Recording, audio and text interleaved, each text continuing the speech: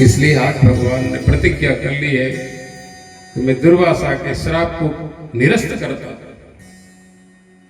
यद्यपि ब्राह्मण के श्राप को निरस्त करना बहुत टेढ़ी खीर होता है, लेकिन अब 70 साल हो गए हैं, इसलिए आज घोषणा कर दी है द्वारिकाधीश ने कि हे दुर्वासा, तुम्हारे श्राप को मैं निरस्त करता हूं। मेरे सुदामा ने 70 साल काट लिए, अब मैं इसको तीनों लोगों की संपत्ति देने वाला हूं। सुदामा जी को कुछ पता नहीं। कुशल समाचार पूछने के बाद पूछा कि आपकी शादी तो हो गई होगी। महाराज बोले हाँ हो गई कन्हैया, लेकिन ये तो बता तुम्हारे घर में ये 8-8 माइयां क्या कर रही, इतनी माइयां रखते हो? बोले हाँ महाराज जी 8 माइयां 8-8 रानियां हैं। अच्छा बोले और बोले यहां से आप चले जाओगे रोड धरे सीधे 16,100 घर और बने, वो में एक बाई और रहते और 10-10 मोड़ा और एक मोड़ी।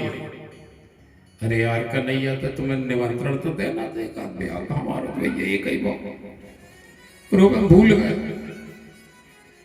तो गरीबी में कन्हैया सब भूल जाता, भूल भाल गए। लेकिन तेरी तो भैया 16,108 होती रही यार, एक आदमी कारण मारण पहुंचा दिया। ब्राह्मण निकलता ही चल रहा। उन्होंने कहा महाराज ऐसी शादी नहीं भाई, प्रस्ताव किसी शादी का हुआ ही नहीं, हम तो अपने काम में लगे रहे, बस अपना काम करते करते जी भाई ये पीछे होत गई। बोलो बाकी बिहारी भगवान की जय। ऐसे तो ब्याह होगा, कोई रिश्तेदार को बुला पाए? तो बोले फिर जी बताओ कि भाभी जी ने क्या रख दिया है, पोरबंदर से आप आए हो तो सुशीला भाभी ने कुछ भेंट में तो जरूर रखा होगा, क्योंकि उस काल में एक परंपरा थी, कोई रिश्तेदार आवे, कोई अपना सहृद आवे, आत्मीय जन आता था तो कुछ लेके आता था, बच्चों के लिए लावे, घर के लोगों के हिसाब से ले आवे, एक परंपरा थी। हम लोग जब छोटे छोटे थे तो जो भी नातेदार आता था, फूफा जी मौसा जी जो जितने रिश्ते नाते होते हैं वो सब, नाना नानी जो भी आते थे कुछ जरूर पोटली में लेके आते। अरे झोले ही कम थे साहब उस जमाने में, तो झोले ही कम होते थे, लोगों के पास झोले ही कहाँ होते थे। पोटली बांध के सिर पर रख के आते। बोलो बाकी बिहारी भगवान की जय। उसमें पिंड खजूर होगी, कुछ तो होगा। ये भेंट चलती थी साहब, उससे प्रेम बना रहता था रिश्तों। अब तो लोग हाथ हिला के आ जाते, आ गए। बोलो बाकी बिहारी भगवान की जय। हाँ बड़ी चंगी काल लेके आए हो 18 लाख बारी, और ऐसे ही हाथ हिलाते आ गए हो प्यारे। कैसे प्रेम बनेगा? मतलब ही रहोगे ना, कारी दिखाने से क्या हो जाएगा? तुम्हारे अंदर प्रेम तो जमा के देखो।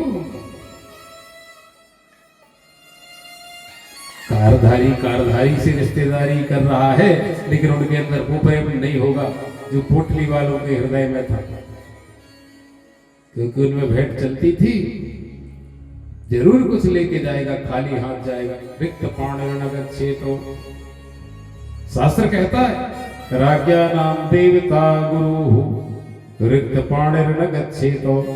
शास्त्र ने लिख दिया है खाली हाथ नहीं जाना चाहिए। देवता के यहाँ जाओ, राजा के यहाँ जाओ, गुरु के घर जाओ।